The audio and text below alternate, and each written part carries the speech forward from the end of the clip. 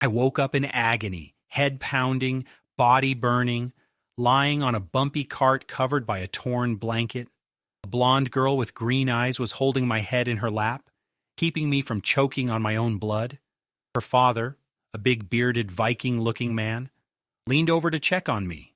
Apparently, I'd been unconscious for 3 days. Then the memories hit me. Our refugee convoy had been ambushed by kobolds, short, dog-headed creatures, maybe 100 of them, rushing down from the hillside with spears.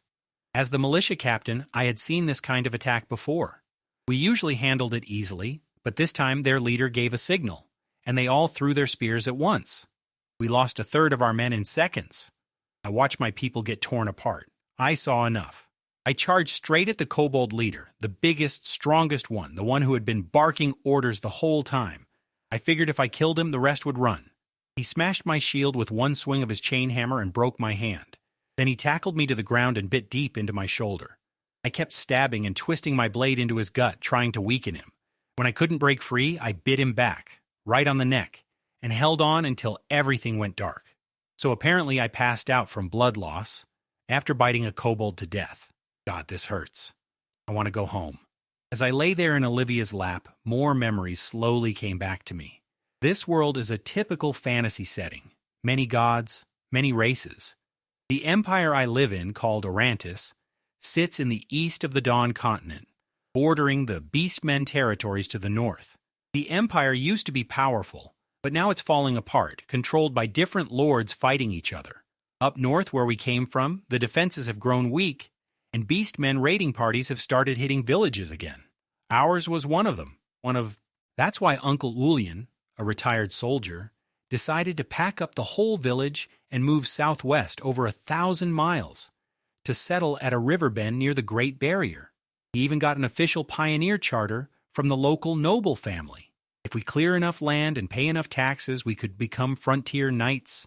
Then I thought about who I actually am now. Rio Mondo. This kid had a rough life. Both parents died when he was young. He grew up stealing food, bullying the neighborhood, and once dragged a young snow bear back from the mountains just to feed the whole village. He buried it alive during winter, dug it up 3 days later, and it still wasn't dead. By 15, he'd beaten everyone in the village in a fight, until Uncle Ulyan picked him up with one hand and knocked him around. After that, he joined the militia. 17 years old, strong, reckless, not very smart. The kobolds? I asked Olivia, my voice rough as gravel. You chased them off, she said quietly, her hand smoothing my hair. She had watched from behind the cart, watched their massive leader thrash and claw and tear at me on the ground, ripping my armor to pieces. But my teeth never let go of his throat. He died choking. The rest of the kobolds ran after that. I nodded, but I was still worried. Our convoy started with nearly 1,000 people. Now we were down to about 300. Mostly the elderly, women, and children. Maybe 100 fighters. And according to Uncle Ulyan, there were several more tribes just like that kobold group near our destination. Could we really make it? Don't worry, Leo. Dad will handle it, Olivia said softly, reading my face. I smiled back and said nothing. From now on, there is no going back. No other life, no other name. My name is Rio Mondo, pioneer, militia captain, the man who bit a kobold to death. We finally made it. The last 30 miles through the wilderness were brutal. 4 kobold ambushes, carts getting stuck in the mud, broken axles, panicking donkeys, fallen trees blocking the path. Half my militia were dead, or too hurt to fight, and I was still recovering in the back of a cart. The whole convoy was falling apart. But Uncle Ulyan never stopped shouting encouragement. He jumped up on rocks and carts, waving his helmet, promising everyone fat fish, deer, good land, and full bellies. The kids had even turned his speeches into a little song. Without him, this group would have scattered long ago. And then we arrived. It was a wide river bend, flat open grassland with small lakes, low hills, and rich soil. The river here was clear and calm, full of fish. To the west, a massive cliff wall rose up into the clouds. That was the Great Barrier. The river itself fell from somewhere up there in over a dozen huge waterfalls. Across the river to the north was a dense, ancient forest, where a herd of giant elk were drinking at the water's edge. I sat on a rock by the river for a while, just looking. Olivia came to check my wounds, scolded me to rest, and went back to camp. When I returned to my tent, I found a small kid squatting outside in the mud, shaking from cold, wrapped in a tiny torn blanket. I kicked him inside. Not hard. I pulled back at the last second, but he still rolled across the floor. That's just how Rio Mondo is. Rough edges are baked into this body. I first found this kid about 2 weeks ago, curled under a cart in the snow, nearly frozen solid. Something made me pick him up and toss him into my tent. Maybe it reminded me of my own childhood. He came back to life, and since then he just quietly followed along, gone during the day, sleeping in the corner of my tent at night. I called him Little Mouse. He barely talks. Skinny, dark-haired, no taller than my chest. I have no idea how he survived the days I was lying injured in the cart. But somehow he was still here. The first thing I noticed when I got back to my tent was the smell. It hit me like a wall. Sweat, rot, mold, feet. Absolutely disgusting. I threw all the old furs outside, kept 2 decent snow bear skins, and dragged Little Mouse down to the river to wash up. I hadn't bathed in. I honestly couldn't remember. The original Rio had no memory of it either. I sat on a rock in the cold river while Little Mouse scrubbed my back in exchange for a piece of black bread.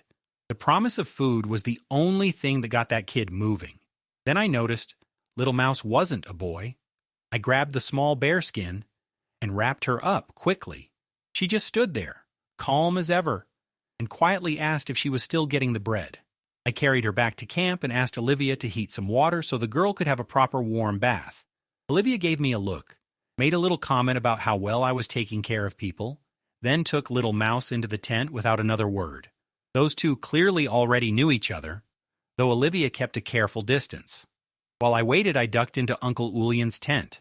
His tent was the biggest in camp, with a round table inside, a map pinned down with a knife, and the convoy's key people standing around it listening.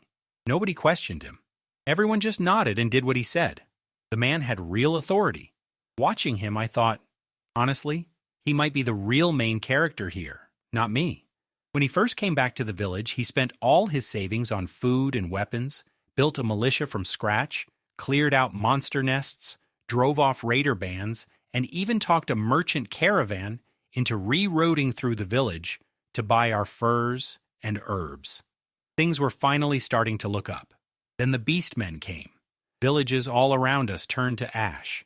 Ulian knew staying and fighting was pointless. He gathered the survivors, expanded the militia, called in old military contacts to get a pioneer charter, hunted a pack of wolves and a herd of bison for food and materials, then burned our own village to the ground and led everyone south. Before leaving, he had sent messengers to our local night lord asking for help. No response.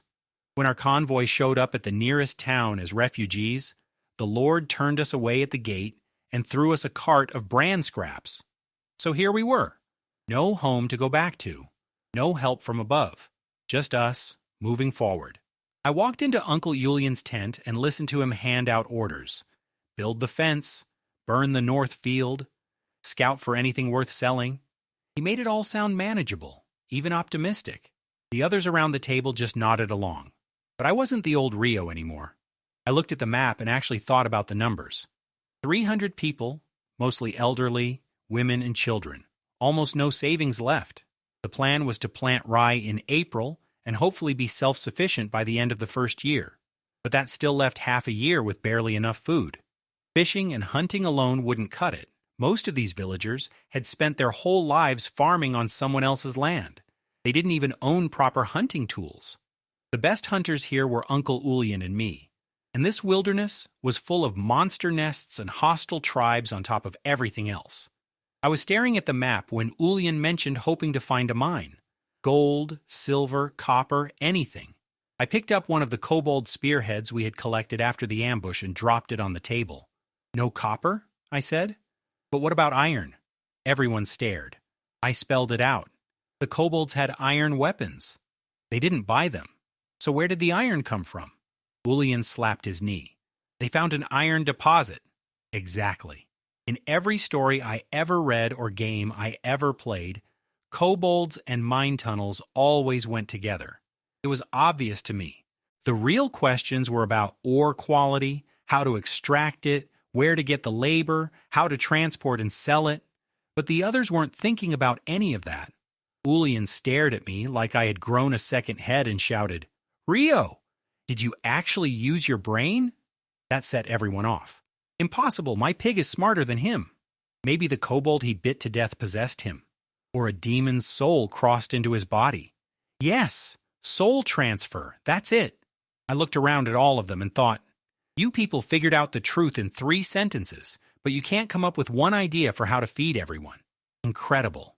After leaving Ulian's tent, I quietly pulled him aside and pointed out the obvious problems. We had no blacksmith, no road to transport ore, and most importantly, no food. Finding an iron mine meant nothing if we starved before we could use it. He waved me off as usual and told me to just heal up and go scout for the kobold nest. I walked back to my tent and found Little Mouse had already returned from her bath. She was wearing 2 of Olivia's old clothes, way too big for her, dragging on the ground, making her look like she was wearing a robe. But for the first time I actually saw her clean face. Dark hair, dark eyes, pale skin, fine features, just terribly thin, with sunken cheeks from months of hunger. I handed her back the silk sleepwear she had been hiding under all that dirt. It was tiny, impossibly soft, and warm in a way normal cloth isn't. Clearly magical. Clearly not something a street kid should own. Her background was a mystery, but that could wait. Survival came first. She tugged my hand and led me toward the center of camp. The place was alive with activity. People hammering fence posts, dismantling carts for wood, clearing rocks and brush. Everyone looked lighter than they had on the road. A row of wooden barriers was going up around the camp perimeter. In the middle of it all was the camp kitchen, a half-open tent set between 2 carts, with a few cages underneath holding chickens, ducks, and rabbits. Old women stirred large pots of wild vegetables, beans, and scraps of dried meat. The smell of heated bread came from a nearby tent. It looked like plenty. That was the point. Ulian had placed the kitchen right in the center on purpose, to make people feel like things were okay. But I knew the truth. Those 2 carts of food were almost everything we had left.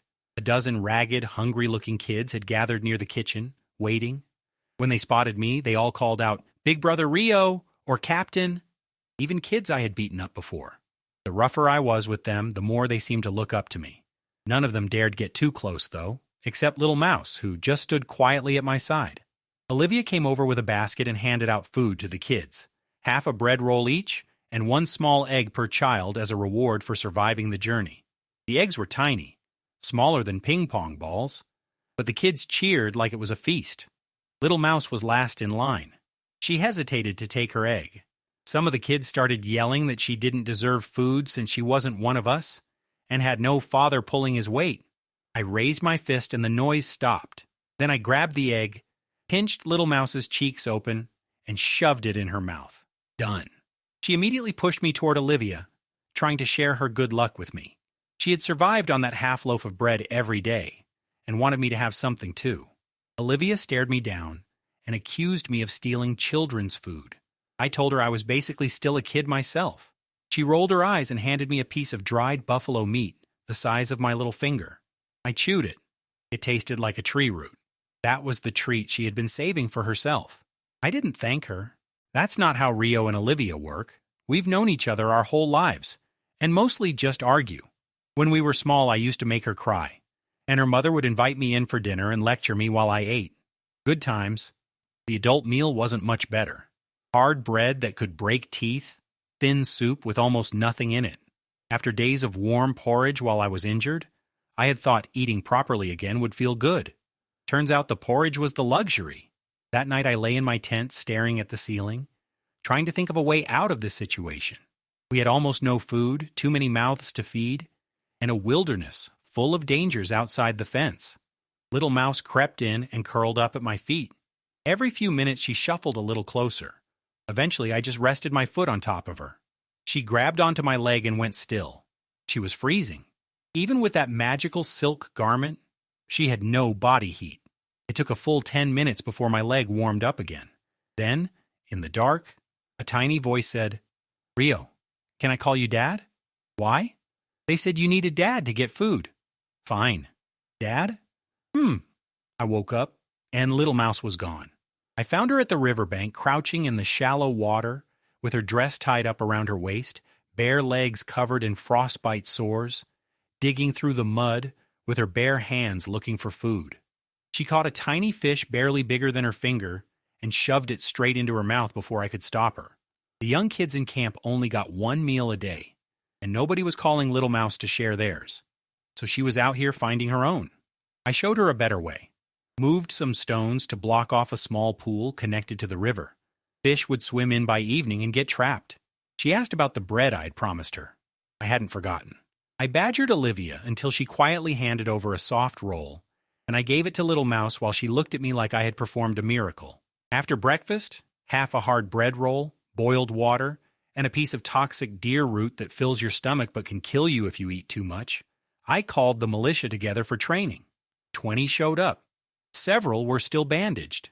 These men had farms to work and fences to build. They weren't full-time soldiers.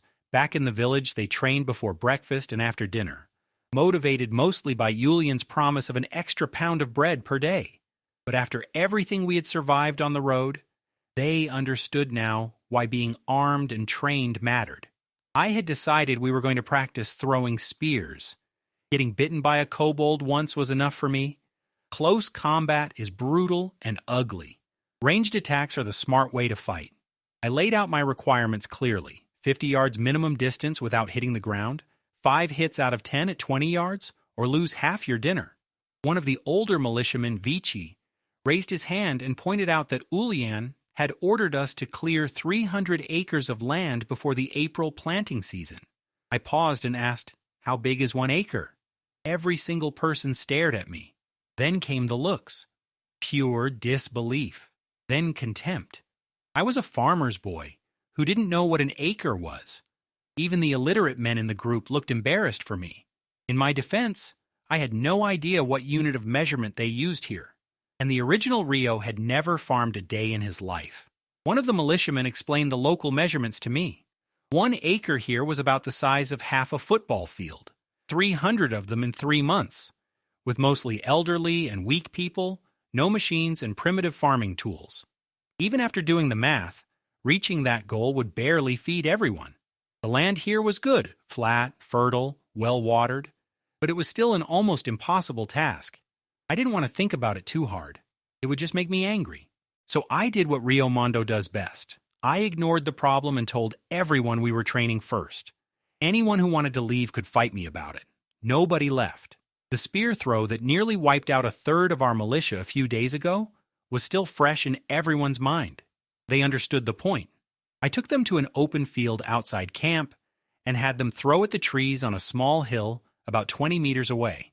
The results were embarrassing. Spears spinning sideways, bouncing off the ground, falling short. Only one managed to nick a tree trunk. The weapons themselves were half the problem. Mismatched poles, different weights, some of them literally just farm forks. I let them throw 2 rounds first, then showed them the proper technique: grip, weight distribution, arm angle, how to use a short run-up.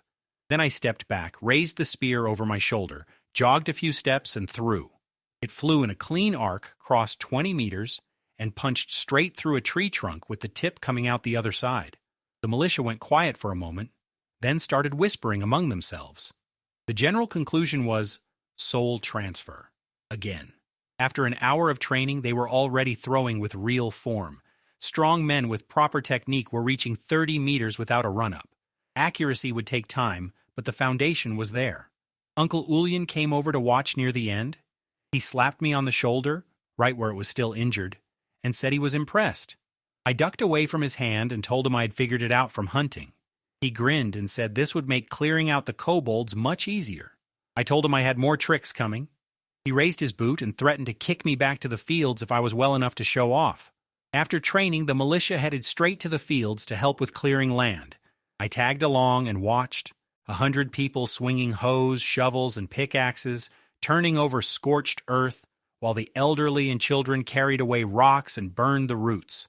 They were working hard and making decent progress. The soil here was genuinely good, much softer and warmer than back home where the ground would still be frozen solid this time of year. But something kept bothering me as I watched. Then it hit me. "Where are the donkeys?" I shouted. Someone said they were out grazing. "Why aren't they plowing the fields?" The whole crowd burst out laughing. One man asked why I didn't just teach the donkeys magic while I was at it. Even Uncle Julian wasn't sure if donkeys could plow. He thought it might require some kind of spell. I couldn't believe it. These people were farmers who had never seen a plow. That's like a person in the modern world never seeing a phone. I walked back to camp, grabbed Olivia's best pointed shovel. She tried to stop me and I broke it anyway. Then cut some curved branches, trimmed them, nailed them together, and attached the shovel blade at the bottom. A simple, curved beam plow, done in under an hour. I carried it back to the field, had Olivia lead a donkey while I guided the plow, pressed the blade into the soil, and told the donkey to walk. It barely had to strain. The blade cut a foot-deep furrow through the soft earth like it was nothing. Within minutes, I had outpaced every sweating militiaman with a hoe. Julian's eyes went wide. He said he had seen something like this once before on a march through the South. He immediately called over the best woodworkers in camp and had them build 18 more plows following my design. Then he sent every donkey in camp into the fields. I climbed back onto my rotten tree stump and watched the villagers working at triple speed. First week after arriving, I invented the plow.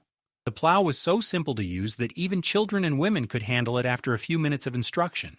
Kids led the donkeys, women guided the plows, old people followed behind picking up roots and stones. The men moved to a different area to dig irrigation channels along the hillside. There was still a lot of work to do before the land would be ready for planting. Since my injuries kept me from doing heavy work, I sat nearby and kept my hands busy. I twisted hemp fibers into rope, something the original Rio could do in his sleep after years of living wild. But where he used to just make thick, knotted rope that barely held together, I braided it properly, thin but strong. I made a sling, one rope, about a meter long, with a small net pouch in the middle. I loaded a river stone the size of an egg, swung it over my head, and let go. The stone flew across the entire width of the riverbank and splashed into the water 50 meters away.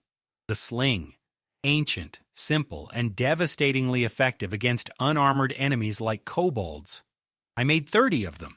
Olivia helped and hers came out nearly perfect, while Little Mouse's looked like a giant centipede no matter how many times I tried to fix it. Then I called the militia to the riverbank and handed them out. The first hour was chaos, stones flying sideways, backwards, straight up. One came directly at my forehead from 15 meters away and hit me square on the skull. I stood there holding the lump on my head, staring at the man who somehow managed a perfect blind shot behind his back. But they learned. By the end of the session, they could reliably launch stones forward, and I moved them up to goose egg-sized rocks. At that weight, a slingshot could break bones. Even the strongest man there couldn't throw a rock that size 50 meters by hand. But with a sling, it was easy. Little Mouse practiced too. Her arms were too weak for big stones, but her aim was surprisingly good. Every throw landed in nearly the same spot, one new weapon a day. I was going to keep this up until we could actually survive out here. After training, I took Little Mouse upstream to check the fish trap I had built that morning. It was completely empty. Little Mouse stared at me with her big, disappointed eyes, and I felt my face go red. I had seen this done on TV. It was supposed to work. I noticed she had a small piece of bread hidden in her pocket, her secret breakfast for tomorrow. I grabbed it, crumbled it into the pool as bait, promised to pay her back double, and dragged her back to camp for dinner. That evening, the kitchen had a big pot of thick soup, wheat grains, pickled vegetables, turnips, dried mushrooms, beans, and one snow rabbit someone had caught.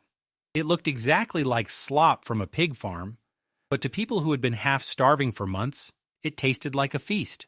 I grabbed 2 large bowls, planted myself at the front of the line, and the villagers parted without a word. I could hear people whispering soul transfer again behind me. While we ate, I entertained Little Mouse by describing food from my past life. Giant pies dripping with cream, crispy roast suckling pig, thin sliced lamb dipped in hot broth. She sat there holding a bowl nearly as big as her head, with drool running down her chin. After dinner, I took her back to the fish trap with a large wooden bucket. The moment we got there, I could see the water splashing. Fish had come in. I sprinted over and blocked the opening with my body. One large fish jumped clean over my arm and escaped into the river, then jumped in and started grabbing them. I was nearly in tears. Real meat. Finally. Little Mouse jumped in too, got too excited, immediately sat down on the bank and threw up her entire dinner. She stared at the porridge floating in the water with a look that suggested she was considering eating it back. I smacked the back of her head and told her to focus. We filled the whole bucket. Walking back to camp, I warned her not to eat any raw fish and promised her grilled fish and fresh soup tomorrow. That night, half asleep, I heard her murmuring, "Grilled fish tomorrow? Fish soup tomorrow? Is roast pig really good?" I was about to snap at her when I felt a small bite on my calf. She was already fast asleep, dreaming about food. The kobolds had attacked again at dawn, but this time we were ready. They lost over 20 fighters and fled back into the forest. Watching them disappear into the trees, I made up my mind. We needed to finish this today. I told Julian we should eat quickly and go after them while they were still running. He asked if I was sure given my injuries. I pressed on my chest, still aching, and lifted my arm, still stiff, and told him we had no choice. The kobolds had been wearing themselves down with these constant raids, but the other tribes nearby had stayed quiet and were watching. If we didn't act now, something worse might show up next. Julian agreed. He also said he was splitting the remaining people to start building proper shelters. 300 acres of cleared land was the goal, but staying alive came first. He looked at me and said I had finally grown up. Then he promised to make me his first knight's squire once he earned his pioneer title. I told him that was a terrible reward for everything I had done. He threatened to kick me. Before heading out, I tried to grab a fish from the bucket for breakfast. Olivia sat on top of the bucket with her skirt spread out like a hen guarding her eggs, and refused to give me even one. I told her this might be my last meal before going off to possibly die. While she hesitated, I reached under her skirt and pulled out a fish. It was the size of my palm, tiny, but I walked away like a conquering hero, with Little Mouse following behind looking at me with complete admiration. After breakfast, I led 50 men out, 25 militia and 25 able-bodied volunteers. 2 scouts took us along the trail the kobolds had left through the forest. The ground was covered in a foot of rotted leaves and snapped branches, so their path was easy to follow. Julian stayed behind to guard the camp. He couldn't leave the elderly and children unprotected. The kobolds weren't the only tribe in this wilderness. Our force was small and under-equipped, but the men were trained. A few of the veterans Julian had kept close were good enough to pass as proper imperial soldiers if you gave them the right gear. The rest were solid militia. The only real problem was that none of us had proper equipment, which cut our effectiveness roughly in half. I didn't fully trust that the kobolds were too disorganized to set an ambush, so I sent the best fighters ahead of the main group, just in case. We followed the trail through the forest for a few miles until the trees gave way to rocky ground and low shrubs. Another mile along a stream, and we found the kobold settlement, a small valley with shacks built along both sides of the creek, caves dug into the cliff walls, and piles of ore everywhere. The whole place looked like a beehive carved into rock. They had scouts. By the time we walked in, the valley was already in chaos. A black and white kobold was barking orders, driving the others into a group in the middle of the valley. Not counting the pups rolling around on the ground, there were still at least 100 that could fight, but I could see the fear in their eyes. Their best warriors had died in those repeated raids on our camp. What was left were mostly the old and the weak. I felt something strange looking at them. They reminded me of us, our village, our people, standing in a line against enemies we couldn't beat, trying to protect what was ours. In the end, we had to run too. We were lucky to escape with our lives. But I didn't have time for sympathy. This wilderness had other tribes watching us. If we left the kobolds behind us, they could stab us in the back the moment something else attacked our camp. I ordered the militia into formation. The kobolds threw some spears and stones that mostly hit our shields and did nothing. Then I called for javelin formation. 2 volleys and the kobolds broke and ran. I held the militia back from chasing them. A few minutes later they came back. The black and white kobolds stepped out from the group, walked into the open ground between us with both hands raised, and started making sounds. My men thought it wanted a duel. Then, slowly, in broken imperial language mixed with growling, it spoke actual words. "Surrender! We, surrender!" I walked closer. It could speak. Badly, but it could speak. It took me a couple of tries to piece together what it was saying.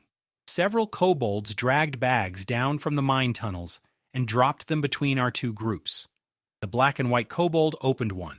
Acorns and pine nuts spilled out onto the ground. It pointed at the bags, then at the valley behind it. "Food, iron, you take, we leave." I stood there thinking. They were offering us their food stores and the iron mine in exchange for letting them walk away alive. The black and white kobold, I started thinking of it as the husky, wasn't as frightening up close.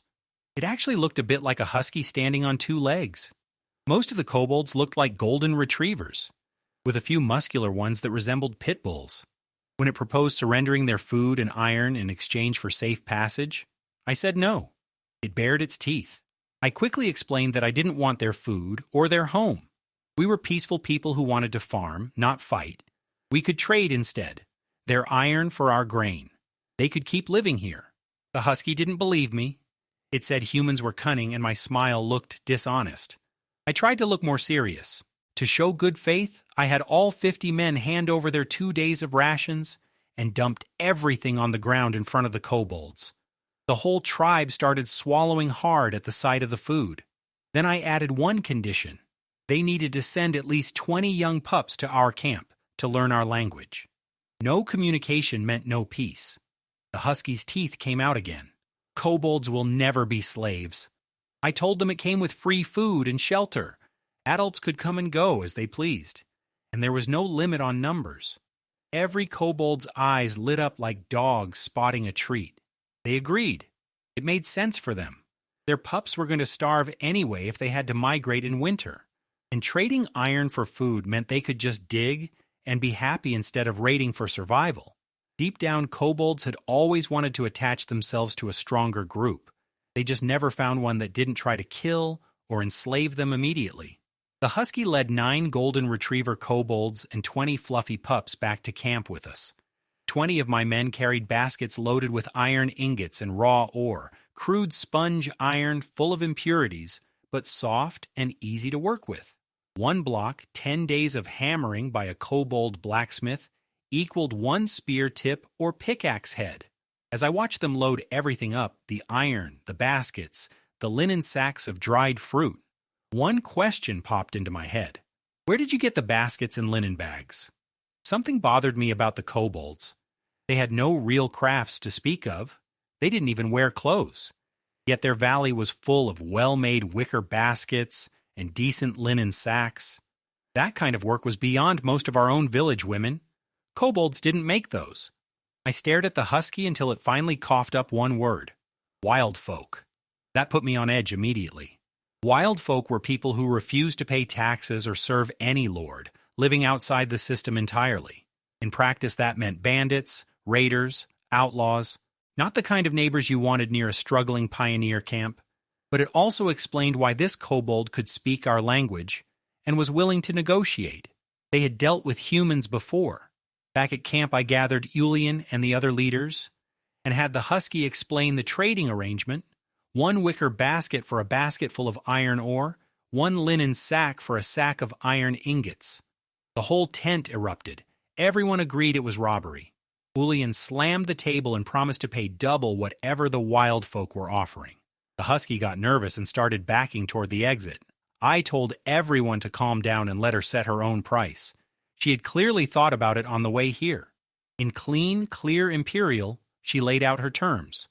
1 bag of grain for 5 bags of ore, and we had to stay out of the mountains. She also wanted half of the oak forest to the west. Julian agreed on the spot. I confirmed it. The husky looked at the chain hammer on my hip and said the deal was done. The mood in the tent lifted. Then one of the leaders glanced at the husky and asked if she was female, since there didn't seem to be any male kobolds around. She straightened up. I am chieftain, daughter of previous chief, princess. Someone suggested I should marry her to seal the alliance. The tent broke into laughter. Ulian shut it down fast with one shout. Even I flinched a little. He told everyone she was an ally and a future neighbor, and that was the end of it.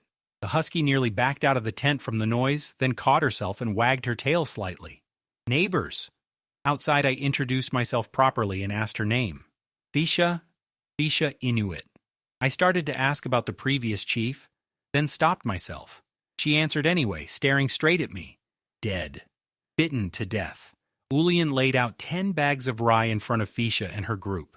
Their tails started wagging before he even finished talking. The deal was simple. 5 bags of ore for 1 bag of grain going forward, and the kobolds would handle delivery themselves. To them it was an incredible bargain. Iron ore was just rocks they dug up for fun.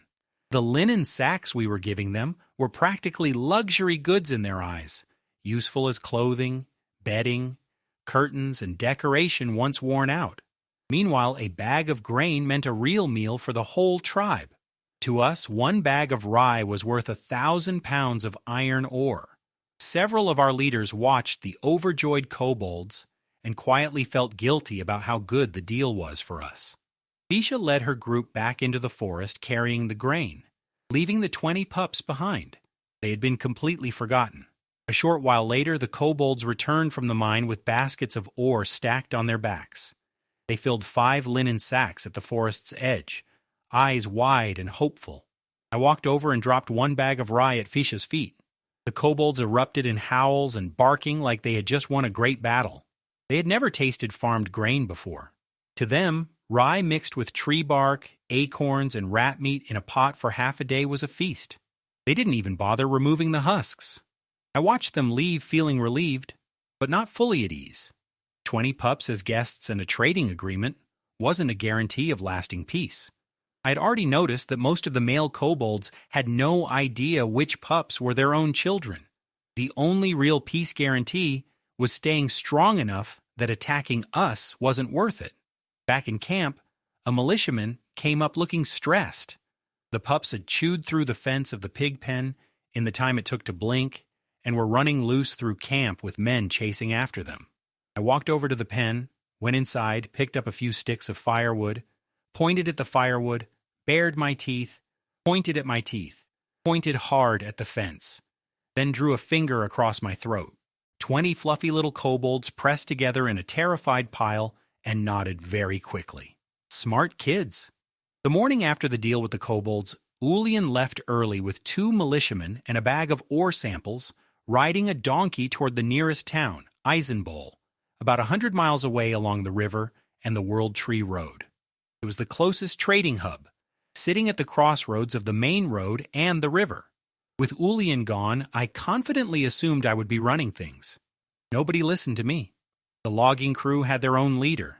The farming crew had theirs. Olivia handled everything else: food distribution, medical issues, arguments between children, the camp finances. She was 16 years old, and practically the only person in camp who could read and write, which made her the closest thing we had to a government. 20 kobold pups followed her everywhere like ducklings. The only useful thing I accomplished in 2 days was forcing the villagers to use the latrines I had dug instead of relieving themselves anywhere they pleased around camp. Meanwhile, the kobolds had been busy. In 2 days, they had already delivered nearly 10 tons of ore in exchange for 20 bags of rye. The entire tribe had thrown itself into hauling rocks with wild enthusiasm. If Ulian hadn't come back when he did, Olivia would have had to pause the trading. We were running low on grain to give them. When Ulian returned, he immediately had people build a simple wooden dock on the riverbank and stack all the ore near the water. I figured it out. The boat is coming? He gave me a smug look and said nothing. Then he stood on the dock with his hands behind his back, looking important until the cold wind off the river defeated him after half an hour, and he shuffled back to camp and told me to watch for boats and come get him. I sat on the dock fishing with Little Mouse for over an hour. Just before dark, 4 small fishing boats appeared coming upstream. None of them were impressive. Barely 5 meters long, each one could carry maybe 1,000 pounds of cargo. But 3 of them were already loaded with goods, and the first one was full of people. We had our first contact with the outside world. I sent Little Mouse to get Julian and stayed on the dock to help tie up the boats. The first person to step off was a young knight, tall, blonde, blue-eyed, wearing a fitted steel plate armor over black leather. Clean, precise craftsmanship. His sword was wide-bladed and heavy, built in the northern style. I stared at his gear with pure envy. Then I looked down at my own patchwork of mismatched animal hides and felt like a bandit from a cheap play. His name was Roman Peterhoff, from one of the old knight families in Isenbul. He had served under Julian years ago, first at the Western Watchtower and later at the fortress up north. His family had been loyal to the local count for generations and owned 4 knights' holdings near the town. Julian greeted him warmly and introduced Olivia. Roman gave a formal bow and extended the proper greeting. Olivia, flustered, bowed back twice, then tried to shake his hand, realized that was wrong, yanked her hand back, and hid behind me. Julian introduced me as his nephew. Roman looked at me, said, and moved on. Rude kid from the bottom of society. Not worth his time. Inside the tent, Roman looked around at the small, battered camp and pointed out that Julian's letter had promised nearly 1,000 settlers and a well-trained militia. What he was seeing didn't quite match that description. Julian shrugged it off and promised things would grow quickly. Roman clearly didn't believe him, but said he had come anyway, bringing the agreed grain and farming tools, plus 20 steel swords from his own savings. Julian lit up and immediately started asking Roman to put in a good word with his father for more investment. He also glanced at Olivia, then back at Roman, and suggested they should get to know each other better. Then he spotted me standing there making a face and shouted at me to go unload the boats. I got kicked out of the tent and sat by the dock feeling sour. Watching Julian flatter that young knight had been uncomfortable to see. The man I knew as an unshakable leader, bowing and grinning to squeeze investment out of a noble family's son. I understood why. You need money, you smile and ask nicely, but it still didn't sit right with me. I sat there thinking about how unlucky I was as a transmigrator. Everyone else in these stories wakes up as a young lord or gets a magical system. I woke up as an unpaid laborer with a broken hand and kobold bite marks on my shoulder. Olivia came and sat beside me, clearly escaping the awkward atmosphere in the tent. She glanced at my face and said I looked different lately, harder to read. She said the old Rio never thought about anything. He just rolled around in the dirt, terrorized village kids, and poked ant hills for fun. I snapped back at her immediately, which seemed to reassure her that I was still the same person. She laughed and teased me about being jealous of the knight. Then she admitted she had embarrassed herself inside. She had nearly offered her hand to be kissed when Roman bowed, which is completely the wrong etiquette. She said dreamily that marrying a handsome knight didn't sound so bad. I grabbed for her hand to mock kiss it. She blocked me with her foot. We shoved each other around, laughing for a while. Then she calmed down, smoothed her dress, and actually held out her hand to me properly. Shy, brave, almost an invitation. I slapped the back of her hand as hard as I could and ran. She chased me across the camp, screaming. Meanwhile, back in the tent, Julian and Roman were having a much more serious conversation. Roman told him the story of another pioneer knight family, the Misvich family, who spent 20 years clearing land and building a village from nothing. The moment the old founder died, the land was handed to someone else. His son never developed any special abilities, so nobody backed him. The family lost everything they had built. Roman was telling Julian plainly, without quite saying it outright, you are a commoner with no family backing, no awakened powers, no sons, and no political allies. Even if you succeed here, you may not be able to keep it. After Roman left the tent, I pieced together what had been said inside. Julian had told him plainly, he never cared about becoming a noble or keeping a title. He just needed to get his people somewhere safe before the beast men swept through the north. The imperial fortress up there had been cut down to less than 1,000 soldiers. The southern lords were waiting for an invasion so they could swoop in and grab land. There was nowhere else to go. He hadn't chosen this path out of ambition. He had no choice. Roman had gone quiet after that. He understood. The next morning, Roman toured the camp, listened to Julian brag about taming the kobolds, offered some practical local advice, then loaded up the boats with iron ore and headed back downstream. What he had brought in exchange was worth more than I could have hoped. Nearly a ton of wheat, actual wheat, not the rough black rye we had been surviving on, plus iron farming tools, bolts, saw blades, and 20 steel swords from his own personal savings. The wheat alone would only last 300 people about a week even with rationing, but the iron tools changed what we could build and grow, and the steel swords were military grade, thick, balanced, with proper blood grooves. One of those was worth as much as a ton of grain on the open market. I was first in line to receive one. I sat on a barrel turning it over in my hands, flicking the blade, feeling the weight. My old iron sword used to bend when I stabbed too hard, and I had to straighten it with my foot. This thing could cut through bone without flinching. I told Olivia that if Roman wanted to give me his armor too, I would personally support Ulian marrying her off to him. She refused to look at me. The kobold pups hiding under her skirt sensed her mood and poked their heads out to bark at me. I stared at them once, and they disappeared back under the fabric. With the new iron tools from Ramon, the camp work picked up speed, but after spending an entire morning helping fell one tree with a group of villagers, my enthusiasm ran out completely. I decided to scout upriver, not to avoid work, purely for strategic reasons. Tisha had mentioned a wild folk tribe living near the waterfall at the river's source. I wasn't ready to fight them. Our militia was built from farmers, not hunters, and anyone tough enough to survive deep in these mountains would likely shoot us full of arrows before we got close. But maybe we could talk. I told our scouts to stay within 10 miles upstream and avoid any confrontation if they spotted someone.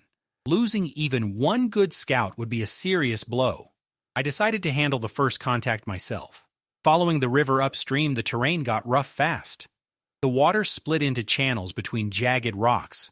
Small waterfalls blocked the path every few hundred meters, and the ground turned to broken stone. About 10 miles in, I heard movement and crouched behind a tree. On a rocky riverbank ahead, a few young kobolds were spearfishing, jabbing wooden sticks at the water, arguing over catches, biting into raw fish the moment they got one. They were clearly off on their own without permission, young and reckless and hungry. I picked up a stone thinking about teaching them a lesson. Then a chill ran through me and I froze. On a boulder above the river stood a tall figure staring directly at me.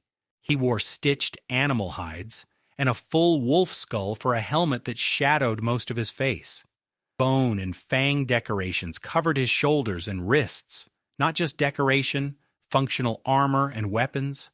2 hand axes on his belt, a massive longbow and quiver on his back, a white bone spear planted beside him. He looked like something out of a game, and he had clearly been watching me for a while. I let the stone drop, raised both hands slowly, and stood up smiling. The kobolds noticed the noise, looked up, saw the hunter on the rock, and immediately backed away, hiding their spears behind them. One tiny kobold tried to bare its teeth at him and got smacked on the head by a friend. The hunter waved a hand and the kobolds scattered into the forest like startled birds. He looked at me one more time, then stepped back and disappeared behind the boulder. First contact made. Nobody dead. I called that a success. I didn't follow the wild folk hunter. He had made his point clearly enough with one cold look. This is my territory, don't push further. I respected that and headed back. Over the next few days, I kept scouting the area around the river, mapping the terrain and watching for threats. I made sure never to go past the boulder where the hunter had appeared. One afternoon, I crossed to the north bank and went deeper into the forest. The further in I went, the stranger the tracks on the ground became. Some I recognized, some I didn't. I sketched them in my head to ask Julian about later. Then I found one that stopped me cold, a print the size of a human hand but with long, sharp claws, nearly a foot across.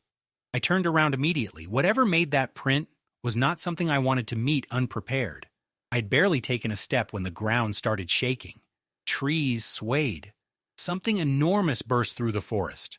A massive brown creature over 3 meters long came crashing past. Its rear end just barely clipped my tree as it ran by and nearly threw me off the branch I had grabbed. Behind it came 4 large boar-like creatures with single horns on their heads, grunting and charging in pursuit. I yelled at the big creature to just turn around and fight.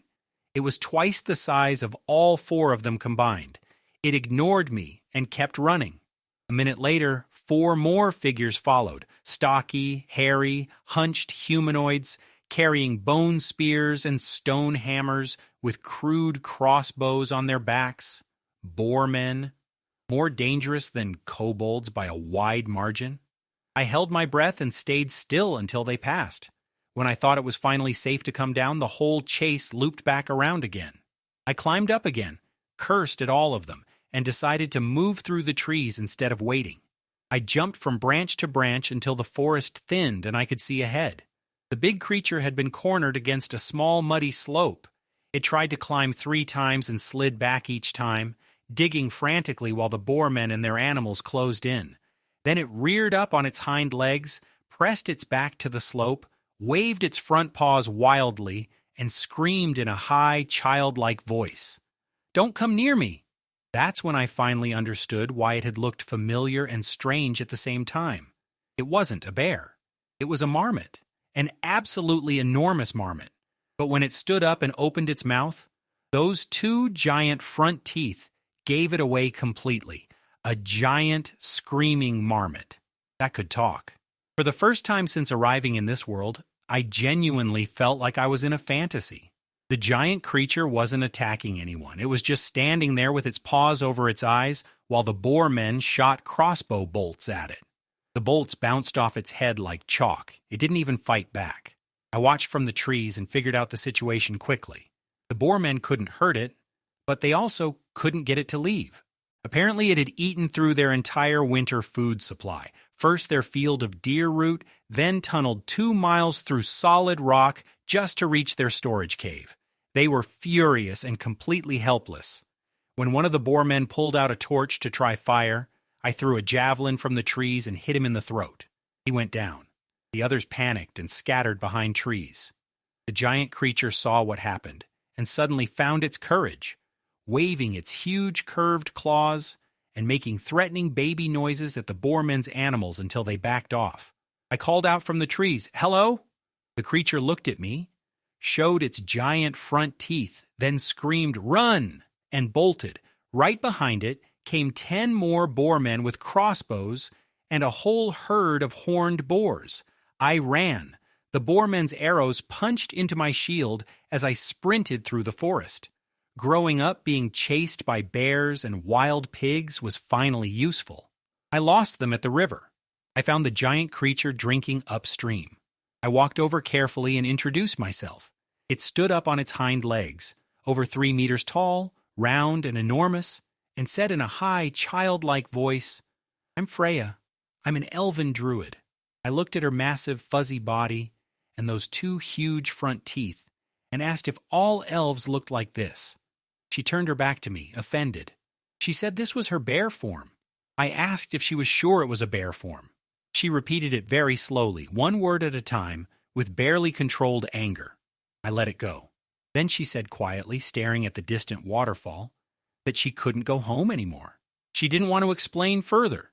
I reached up, patted her soft back fur, and said, "Then come to my place. I'll feed you something good." Her head snapped around instantly, eyes bright. "What kind of food?" When I walked back into camp with Freya behind me, the whole place froze. Everyone grabbed a weapon. A creature that size could only be a magical beast. Nobody had ever seen anything so enormous outside of stories. Freya, for her part, hid behind me and tried to press her massive head into my armpit. Little Mouse was the only one brave enough to run over. The 2 of them, one enormous, one tiny, peered at each other around my legs with matching expressions of nervous curiosity. Once Freya realized nobody was going to attack her, she waddled into camp on 2 legs and sat down in front of the cooking pots with the patience of a very well-behaved child waiting for dinner. I told Olivia to add an extra pot of food for my new friend.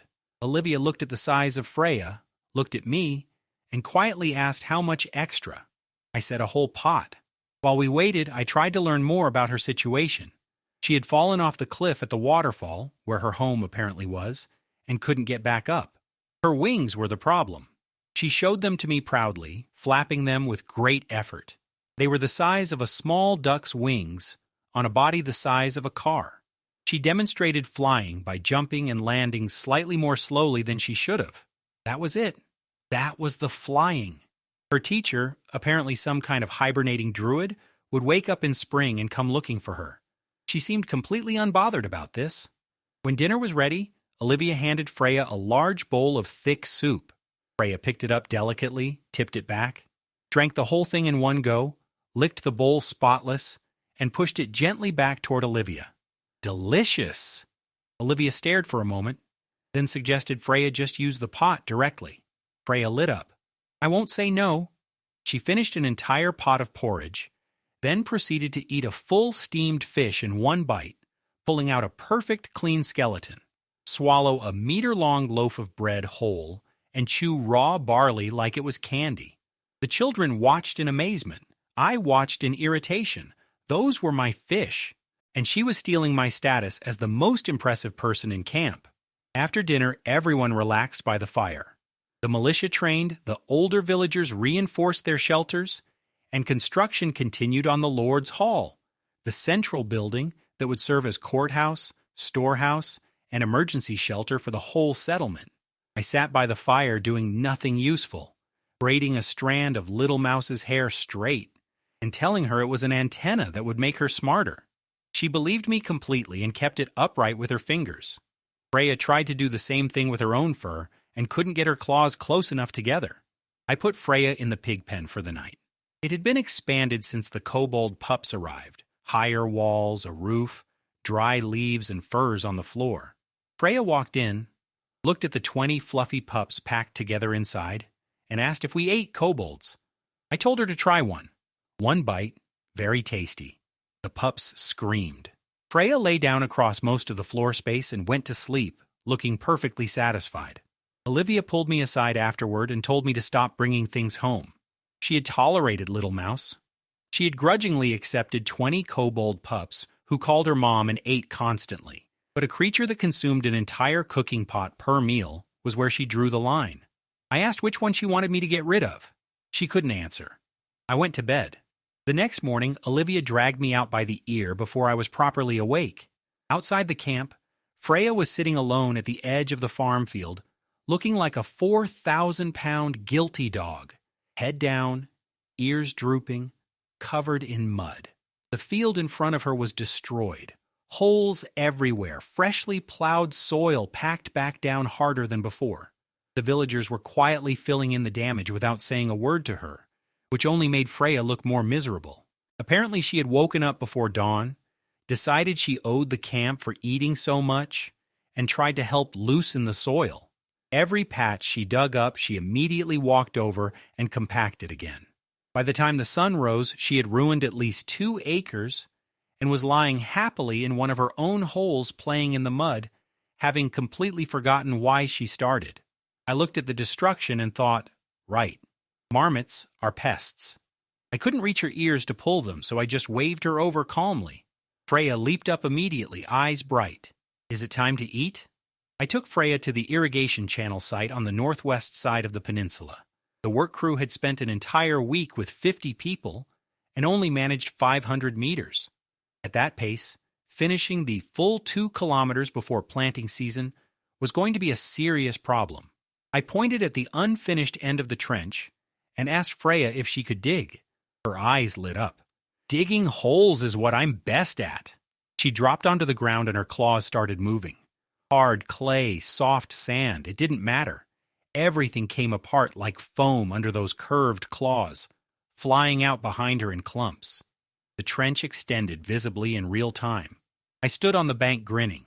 This wasn't a pest. This was a medieval excavator. When the work crew arrived and saw the trench racing forward on its own with just a strip of black fur visible above the surface and mud raining down on their faces, they stood frozen. Ulian snapped them out of it immediately and got everyone moving to follow behind her, carting away the loose earth, reinforcing the walls before the groundwater seeped in.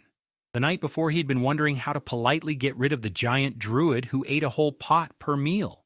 Now he just wanted to make sure she stayed fed. I told Ulian about the boar men I had seen. He listened carefully, asked a few questions about their weapons and size, and then dropped the cheerful act for a moment. This is not like the kobolds, he said quietly. "We can't handle this alone." I didn't like that answer. We didn't say anything else, both of us looking toward the distant waterfall. The trench moved fast all morning. The only problem was Freya's attention span. She stopped to chew a tree root she found interesting. She paused to examine a pretty rock. At one point I found her buried in the mud she had dug, sound asleep. I kept her going with promises of food. By noon I had technically promised her the entire camp's food stores. When the trench reached the base of a rocky ridge that jutted into the peninsula, I started to explain that we would have to change direction and go around it. Cutting through solid rock wasn't something our crew could do. Freya didn't wait for me to finish.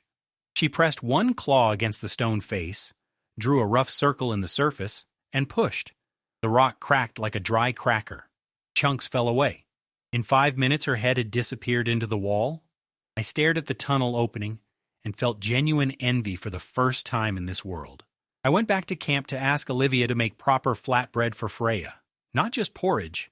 After a fight over her hidden stash of pine nuts, almonds, and dried dates, I won and went back to the work site. Freya had stopped digging. She was standing at the edge of the new channel staring across at a group of kobolds who had come to deliver ore. The kobolds were too scared of her to cross the wooden bridge. She was too scared of them to get back in the trench. Everyone just stood there frozen. I called Freya for food. Her ears shot up and she sprinted back to camp without another thought. The kobolds crossed the bridge the moment she disappeared. Fisha came with them. She had been visiting more regularly lately, checking on the pups, sharing meals, getting more comfortable around us. Her imperial language had improved noticeably in just 1 week. Back at camp, Freya was already happily working through 3 enormous flatbreads, topped with pine nuts and dried fruit fresh from the fire. Every child in camp stared at her with tears in their eyes. Olivia handed out the leftover scraps and they cheered up. While we ate, I asked Fisha what she knew about the boarmen across the river. Her tail stopped wagging. She said they were very strong and very frightening. Kobolds never crossed to that side. She told me more over the meal. The nearest boarmen settlement was about 30 miles north, roughly 200 individuals, a third of them full warriors, most of the rest hunters. Their warriors were physically comparable to elite imperial soldiers, fed full rations, trained through constant hunting and raiding. They carried crossbows, heavy primitive weapons, and rode horned boars. A hunting party of 10 could dominate an entire stretch of wilderness. Below the warriors were the hunters, weaker, half-fed, used for gathering and guarding the camp. Below them, the elderly and young barely received enough food to survive. The only group that regularly fought the boarmen and held their own was the wild folk tribe near the waterfall. The path leading into their territory was lined with boarmen's skulls. Boarmen were hostile to everyone, other tribes, other species, even each other, omnivores who would eat anything. Wherever a boarmen settlement appeared, nothing within 30 miles had any peace. The most useful thing Fisha told me was that the wild folk tribe regularly fought the boarmen and held their own.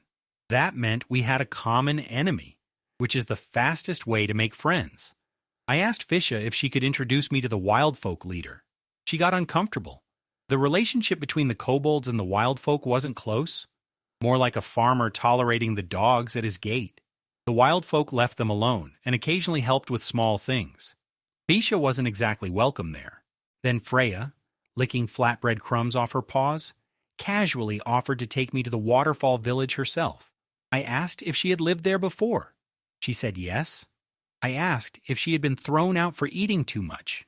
She said no. She had left on her own, because they were too nice to her. She refused to explain further and rolled over to face away from me. Meanwhile, Olivia made her rounds, wiping Little Mouse's face with a cloth, then doing the same to Freya's enormous head when she pressed it hopefully into Olivia's arms, then, without quite meaning to, slapping the cloth onto Fisha's face too, and scrubbing her clean. Fisha sat there completely stunned. I almost wondered if my grandmother had somehow possessed Olivia. After the meal, I held a quick meeting with Julian and the other leaders to prepare for the visit. The next morning, I set out toward the waterfall with Freya, Fisha, and gifts. Fisha hadn't wanted to come. I talked her into it with a short speech about shared enemies, unified fronts, and the march toward civilization. She ended up carrying historical responsibilities far beyond what any kobold chief should reasonably bear. I brought her for a practical reason. Wild folk were dangerous and quick to shoot first. If I showed up with people they already recognized, there was a much better chance of walking away with all my arrows on the outside of my body. When we came down from the rocky path and reached the village entrance, a crowd had already gathered. Someone had been watching us the whole way.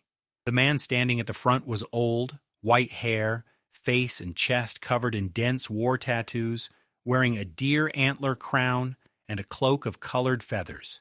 He looked 70 but was probably in his 50s. In the wilderness, reaching 50 meant you had been dangerous your whole life. Behind him were mostly women, children, and elderly.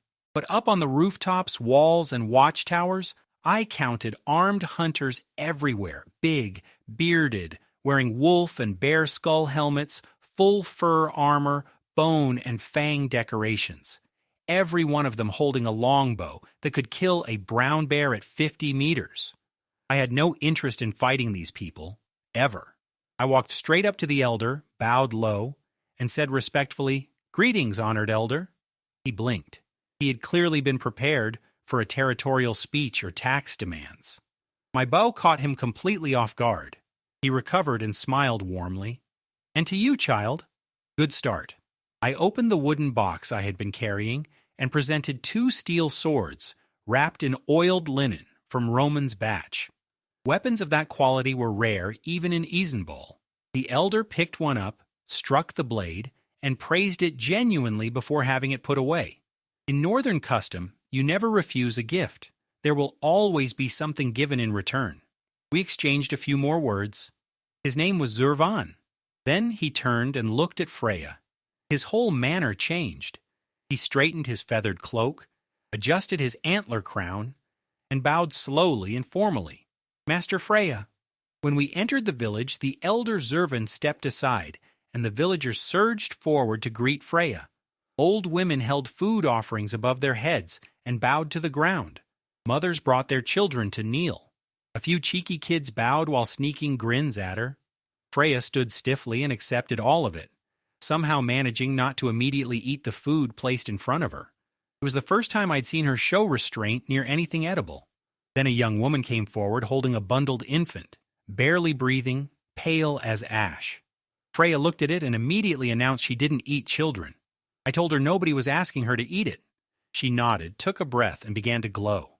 Green light gathered at her paws and formed into a ball the size of a football, which she dropped onto the baby. The child's color returned instantly. It opened its eyes and started crying. The mother wept and pressed her forehead to the ground repeatedly. Freya touched her forehead gently with one claw and waved her off. I was genuinely stunned. The clumsy, giant marmot could do magic. After the crowd dispersed, I teased her about accepting worship from elders. She puffed up and told me she was 80 years old. I stared at her. 80 years old, with the personality of an 8-year-old. She informed me that elves lived to 800. I was the child here. At the entrance to the longhouse stood a 3-meter carved wooden statue, clearly meant to be a bear, but with head shape, claws, and teeth that gave away the truth. It was a giant marmot rearing up with its mouth open. Freya introduced it proudly as her teacher, Grand Druid Bobak, founder of the Feral Order, guardian of the forest. Then she pointed at herself and announced she was the future version of all those same titles. She dropped her leaf-wrapped food package mid-speech and immediately got on her hands and knees to lick it off the ground. Zurvan told me the backstory. Bobak had visited the wildfolk tribe decades ago, healed the sick, shared druidic knowledge, and left behind teachings that the tribe had followed ever since. When Freya fell from the cliff and landed among them, Zurvan had thought Bobak himself had returned. I asked Freya how she had actually fallen. After some squirming, the truth came out. She had been stealing honey at the cliff edge and the bees stung her in the nose.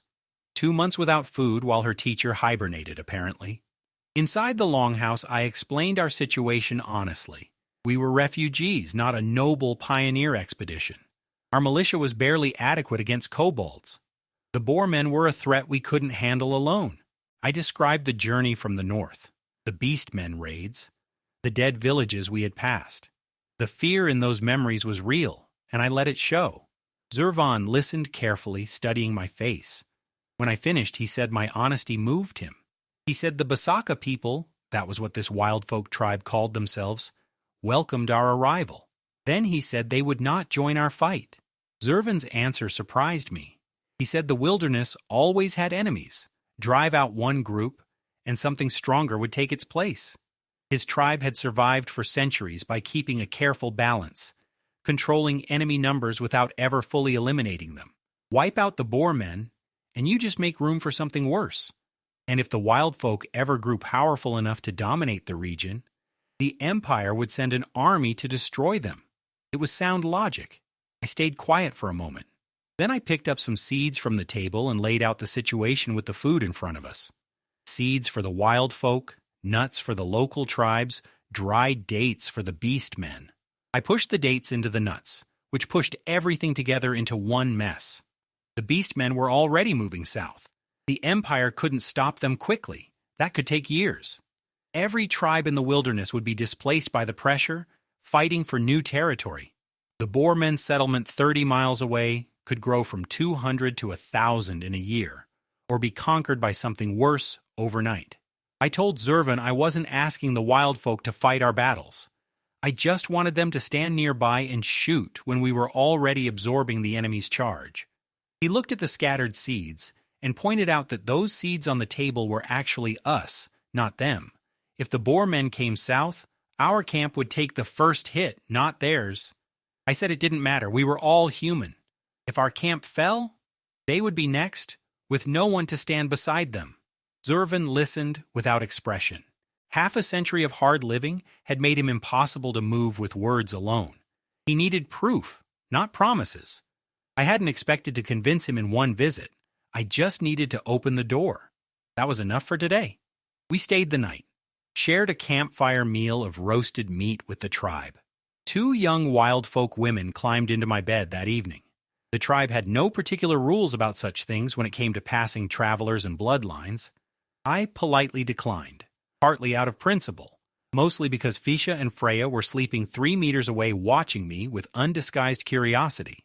In the morning, Zurvan gave me a yew longbow and a quiver of heavy arrows as a parting gift. Fisha got a bearskin blanket. Freya got many tearful requests to stay, which she found touching and ignored completely. She missed Olivia's flatbread. At the top of the ridge, Freya stood at the cliff edge, looked out over the wide plain below and the river gleaming in the distance, then told us to stand back, then further back. She took a deep breath and screamed. The sound was extraordinary, sharp and piercing, traveling far beyond anything a human voice could reach. She said cheerfully that her teacher's ears were sharp enough to hear her from 100 miles away. Back at camp, I reported to Julian. He said to keep watching the wild folk, strengthen the militia, and watch the north bank for Boermen. He seemed satisfied. After I left, I heard him tell old Rusev that I had finally grown up. Rusev suggested he just marry me to Olivia already. Julian refused loudly. Rusev agreed I was too wild. Then a moment later said it would be a shame if Olivia didn't end up with me. Old men. My days fell into a routine. Bribing Freya with food promises to keep her digging the irrigation channel, running militia training, enforcing the latrines. I had organized a group of children to poke anyone caught relieving themselves in the wrong place with a stick. The camp rang with outraged shouting several times a day. During training, I practiced with the yew longbow Zurvan had given me. Nearly 200 pounds of draw weight, I could barely pull it without risking a torn tendon. Julian coached my form when he saw me struggling. He had watched enough Imperial archers to know the proper technique, even if his own bow was much lighter. I was making progress, but matching a real wild folk hunter would take months. The iron ore kept coming. The fishing boats kept running to Eisenbowl and back. Food was no longer a crisis. Freya turned out to be useful for almost every heavy job in camp, not just digging. She headbutted boulders apart and rolled the pieces wherever they needed to go. The Lord's Hall stone foundation, originally planned at 3 feet high, ended up 2 meters tall because of her. The militia expanded back to 50 trained fighters, with another 50 in reserve training alongside them. Every evening the riverbank filled with 100 people drilling. It actually looked impressive. Little Mouse was still quiet and watchful most of the time, hiding food under her blanket out of old habit, slipping away to the fish pond alone, only smiling properly when I teased her. But she had stopped pouring uneaten porridge into her pockets, which I considered real progress. She and Freya had become friends quickly.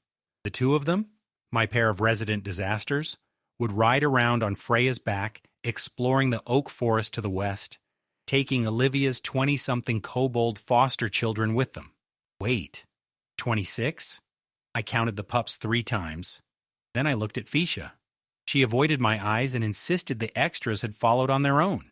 Then she gathered her courage and asked if adult kobolds were still welcome in camp. I said yes, as long as they worked. Her eyes lit up. She started mentally calculating what her kobolds could do. Our camp needed all the hands it could get. Back at camp, the bald giant Valeri was building a smelting furnace against the wall of the Lord's Hall, a tall, chimney-shaped structure about 3 meters high. Ulian and the other leaders stood around looking excited. Valeri had spent 5 years as a blacksmith's apprentice in his youth. Not a full blacksmith. The craft was a closely guarded secret, and masters rarely taught everything. But he had learned enough to cast iron ingots independently. Everything else he had picked up by watching from the side. He had never been formally taught to forge. When his master got recruited by a lord to make weapons, he simply didn't take Valeri with him. Still, Valeri was the most capable craftsman in camp. He could do carpentry, stonework, and enough metalwork to be useful.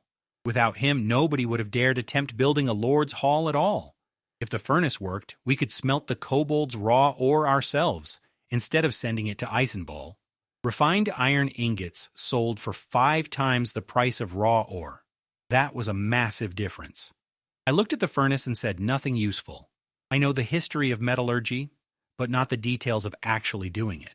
Then I suggested, why not bring a kobold blacksmith over to share techniques? Ulian immediately told me to go get one. I complained. He pointed out that the kobolds trusted me more than anyone else in camp.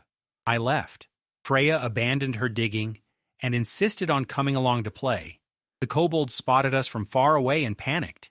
Some ran to warn the valley, others raised weapons, then lowered them again as we got closer, looking like school children caught doing something wrong.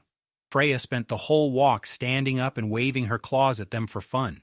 But I noticed something had changed. The kobolds had upgraded.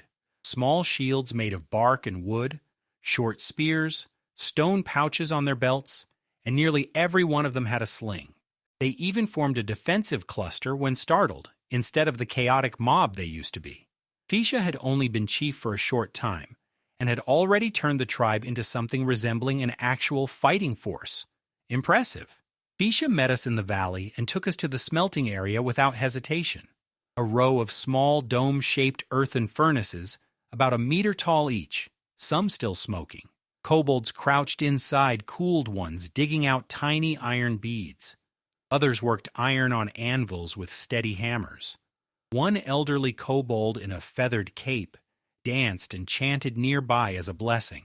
I felt like I had stepped into the Stone Age. Fisha said I could take one of their blacksmiths back with me. She didn't see the technique as a secret worth protecting. In her view, it was simple work, nothing mysterious about it. I walked up to the kobold blacksmiths and asked which one of them was the best. Every single one of them pointed at Fisha. Apparently, Fisha was the best at everything. Best fighter, best blacksmith, best negotiator. She explained proudly that she learned by watching. Looking around the valley, I believed her. She had added proper dome-shaped furnaces that doubled the iron yield, reorganized the hunting teams, introduced shields and slings, and was even attempting to build a wall around the valley. She had taken a tribe that was nearly destroyed and rebuilt it into something functional. For a small kobold chief, that was genuinely impressive. I took one of the blacksmiths back to camp with me, not Fisha. I still needed her managing her tribe.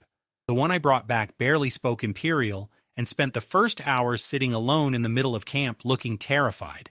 Olivia tried sending some of the pups over to comfort him. He bared his teeth at them, and they squeaked back to her.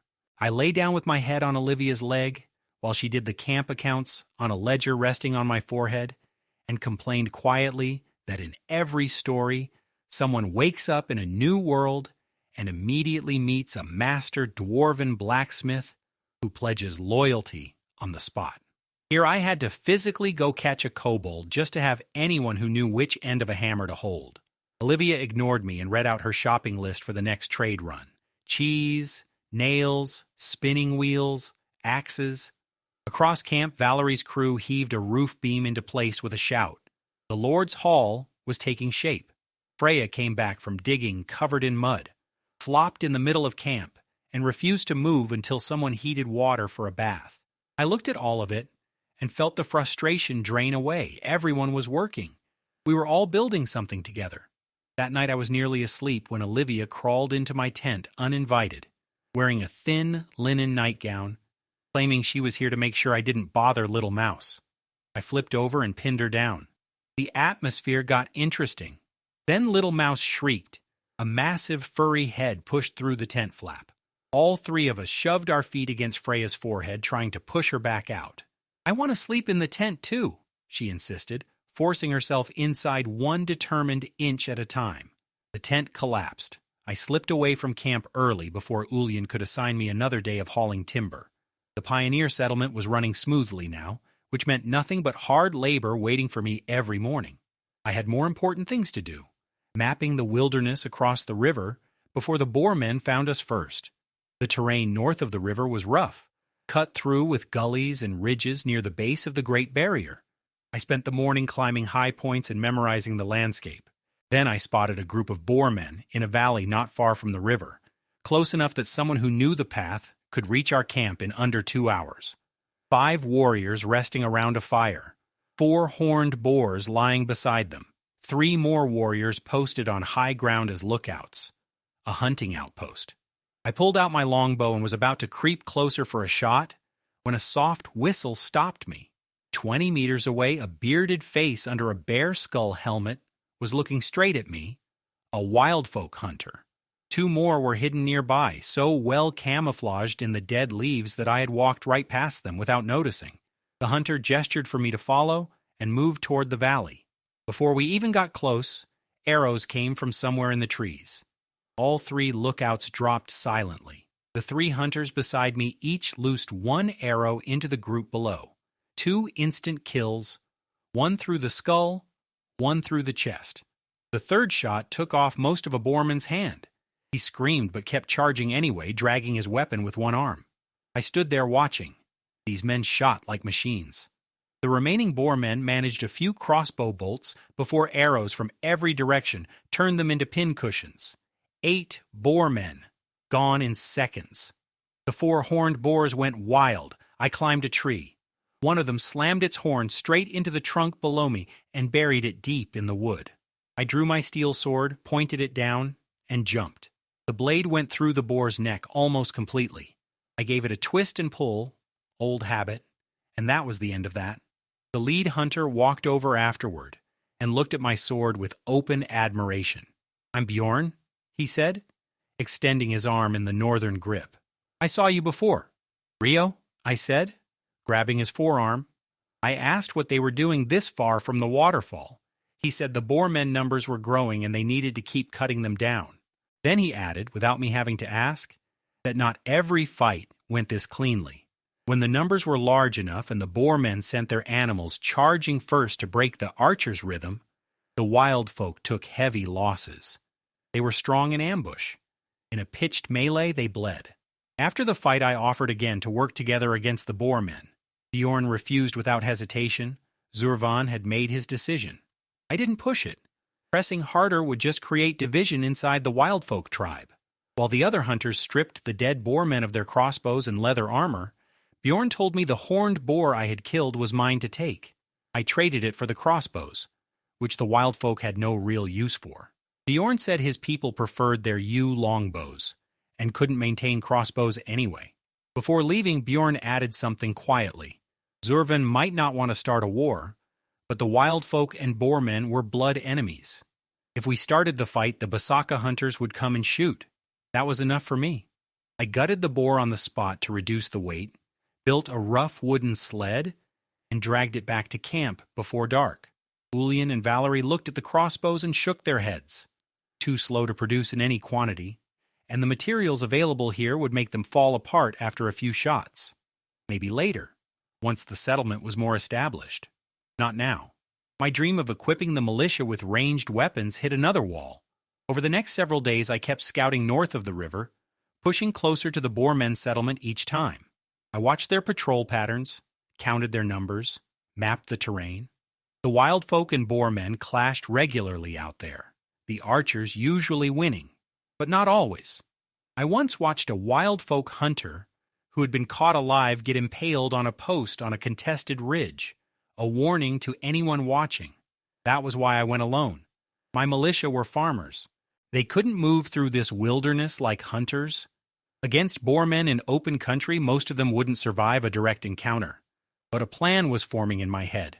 A few days later, I ran into Bjorn again in a river valley. He brought news. Zurvan had agreed to my proposal. The Basaka would provide 50 archers, no close combat, archers only, 50, from a village of maybe 150 people. These wild folk had been quietly building a serious fighting force. I asked how to contact them when the time came.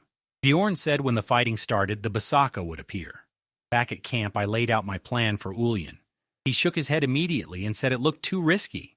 I asked if he thought I was the type to make reckless plans. He told me to go look at my reflection in a puddle. Then, after a long pause, he asked whether the wild folk could actually be trusted, whether Freya could be trusted. I told him we wouldn't know until we tried. That evening I sat down next to Freya with my most charming smile. She immediately got suspicious. I asked her if someone who had been hurt should hit back. She said she would tell her teacher. I pointed out her teacher was asleep and the Boermen had already chased her through the forest. Didn't she want to get even? She curled into a ball and said she was just a weak little marmot. I told her she was supposed to be a bear. She still wouldn't commit. So I grabbed her freshly baked flatbread, the size of a pot lid, and took a huge bite out of it. Are you in or not? Fine, I'm in. After dinner, I gathered the 50 militia and laid out the plan. They already knew about the Boermen, but the idea of attacking first made them hesitate. These were farmers, not fighters by nature. Promising them meat didn't help much. Ulyan stepped in, roared at them, called them cowards, and promised 1 acre of land per Boerman killed. That worked better. The next morning we set out. Before we crossed the river, a large group of kobolds burst out of the forest. Fisha had brought her entire fighting force, 60 or 70 of them, armed with slings, short spears, and small wooden shields. I let them join. Extra numbers helped. I just kept them separate from the militia. If the kobolds panicked and ran, I didn't want them dragging my men down with them. Halfway to the target, we met Bjorn on the road. He looked at my force and said it wasn't enough to storm the Boermen settlement or hold against a full charge. I told him that wasn't the plan. I asked him to send scouts ahead to clear any Boermen lookouts before we were spotted. He nodded and disappeared into the trees. A few miles later, I stopped the column in a valley. This is the place, I said. Freya, time to work. Several hours later, Freya appeared outside the Boermen settlement. She crept forward in an exaggerated, sneaky walk, which was completely pointless, given that she was the size of a carriage. The guards spotted her immediately and froze. One asked what they should do. The squad leader said to pretend they hadn't seen her and send someone to get the chief. Freya noticed they were ignoring her. She looked around, spotted a boulder the size of a millstone, picked it up, spun twice, and hurled it through the air. It traveled over 100 meters and demolished a watchtower completely. The guards on top screamed as they went flying. The chief came running, took one look, and roared for everyone to charge. Nearly 100 Boermen warriors and hunters poured out of the settlement, driving over 20 horned boars straight at Freya. Mission accomplished. Freya screamed and ran, first on 2 legs, then remembered she was a marmot, dropped to 4, and vanished into the forest at full speed.